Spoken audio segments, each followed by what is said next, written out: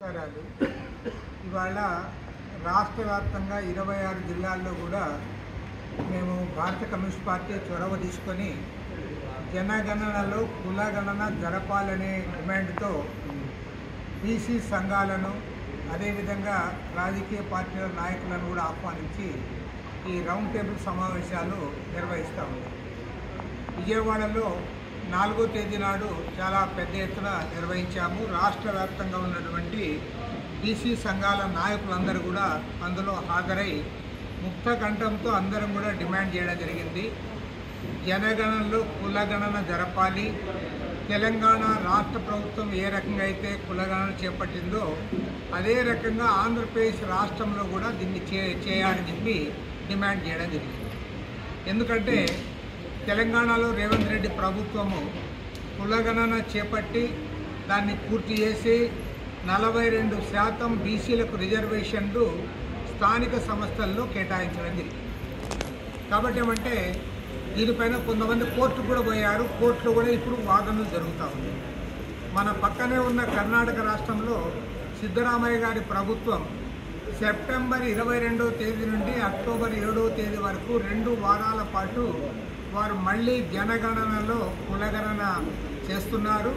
ఆ సర్వే పూర్తయిన తర్వాత రాష్ట్ర వ్యాప్తంగా బీసీ కులాలు ఎన్ని ఉన్నాయి, ఆ కులాలకున్న ఆర్థిక పరిస్థితులు ఏమిటి, వాళ్ళకున్న ఇబ్బందులు ఏంటి, ఆయా కులాలు ఏ రకంగా పైకి రావాలో దానిపైన వారు అక్కడ టేకప్ చేశారు. ఇక్కడ ఆంధ్రప్రదేశ్ ప్రభుత్వము చంద్రబాబు నాయుడు గారి ప్రభుత్వము ఎప్పుడు పోయినా సరే మాది బీసీల ప్రభుత్వం చెప్పుకుంటున్న ప్రభుత్వము. ఇక్కడ మీరు కులగణన ఎందుకు చేయడం లేదు? ఎందుకంటే రాష్ట్రంలో 143 బీసీ కులాలు ఉన్నాయి. ఈ బీసీ కులాలు ఎవరు ఎంతమంది ఉన్నారు, వాళ్ళ జనాభా ఏమిటి, వాళ్ళ ఆర్థిక పరిస్థితులు ఏంటి, వాళ్ళకి ఎలాంటి సంక్షేమ కార్యక్రమాలు చేపట్టాలి, ఏ రకంగా ఆయా కులాలను అభివృద్ధి చేయాలని అది జరగాలంటే ఖచ్చితంగా ఈ రాష్ట్రంలో కూడా కులగణన జరపాలి. వాళ్ళ దేశవ్యాప్తంగా కూడా దీన్ని మేము చేపట్టాం. ప్రత్యేకించి కాంగ్రెస్ పార్టీ, కమ్యూనిస్ట్ పార్టీ ఈ 2 పార్టీలు కూడా బలంగా దీన్ని ప్రజల్లోకి తీసుకొని పోతూ ఉన్నాయి. ఇవాళ బీహార్ ప్రభుత్వము, కర్ణాటక ప్రభుత్వము, తెలంగాణ ప్రభుత్వము ఆ రకంగా కులగణన చేపట్టారు. కాబట్టి ఈ ఆంధ్ర రాష్ట్రంలో కూడా మీరు బీసీ ప్రభుత్వం అని చెప్పుకొని ఇంతవరకు చేయకుండా ఉండడం కరెక్ట్ కాదు. ముఖ్యమంత్రి గారిని మేము డిమాండ్ చేస్తూ ఉన్నాం. తక్షణమే రాష్ట్రంలో కులగణన చేపట్టాలి. దీనికి పెద్ద టైం కూడా కాదు, పెద్ద ఖర్చు కూడా కాదు. మన పక్కనే ఉన్న కర్ణాటక రాష్ట్రంలో వాళ్ళు 420 కోట్ల రూపాయలు మాత్రమే ఖర్చు చేస్తూ ఉన్నారు. 2 వారాల్లోగా రాష్ట్ర వ్యాప్తంగా జనగణన పూర్తి చేయడానికి వాళ్ళు పూనుకున్నారు. కాబట్టి ఆంధ్ర రాష్ట్రంలో కూడా ఇవాళ స్థానిక సంస్థల ఎన్నికలు వస్తూ ఉన్నాయి. కాబట్టి ఈ ఎన్నికలు ఇంకా రాక ముందుగానే మీరు ఈ కులగణన పూర్తి చేయండి. జనాభా నిష్పత్తికి అనుగుణంగా స్థానిక సంస్థల ఎన్నికల్లో సీట్లు కేటాయించండి. పోయినసారే దాదాపు 16,000 పోస్టులు రాష్ట్రంలో ఉన్న బీసీలు కోల్పోవడం జరిగింది. 16,000 పోస్టులు అంటే అది వార్డు మెంబర్లు, కౌన్సిలర్లు, తర్వాత కార్పొరేటర్లు, అదేవిధంగా మున్సిపల్ చైర్మన్లు, ఎంపీపీలు ఈ పదవులు 16,000 పోస్టులు బీసీలు కోల్పోయారు. కాబట్టి మళ్ళీ అది జరగకూడదు అంటే మాత్రం ఖచ్చితంగా ఇక్కడ కూడా కులగణన చేపట్టాలి. ఈ కులగణన పూర్తయిన తర్వాత మాత్రమే స్థానిక సంస్థల ఎన్నికలు నిర్వహించాలని చెప్పి కూడా కోరుతా ఉన్నాం. మరి ఎందుకంటే ఇవాళ స్థానిక సంస్థల ఎన్నికలు ప్రాతిపదిక ఉండాలి కదా, ప్రాతిపదిక ఉండాలన్నప్పుడు ఖచ్చితంగా అది చేయాలి.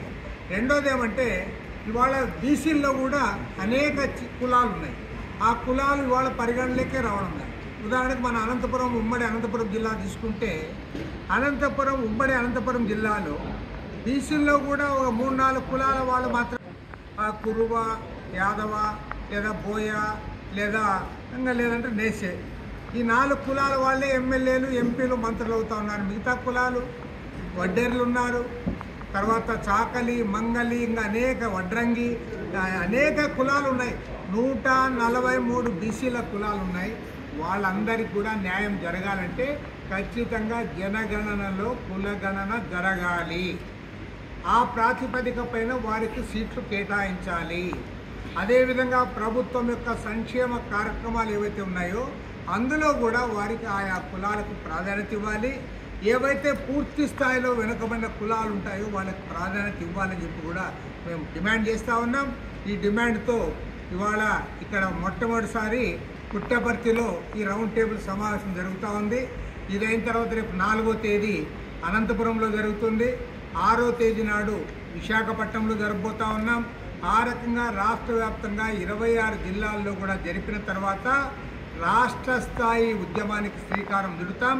పెద్ద ఎత్తున రాష్ట్ర స్థాయిలో వెనుకబడిన కులాల వారందరినీ కూడా సమీకరించి రాజకీయాలకు అతీతంగా కలిసి వచ్చే అన్ని రాజకీయ పార్టీలు బీసీ సంఘాల సహకారంతో ఇది సాధించేంత వరకు కూడా మా పోరాటాన్ని కొనసాగిస్తామని మనవి.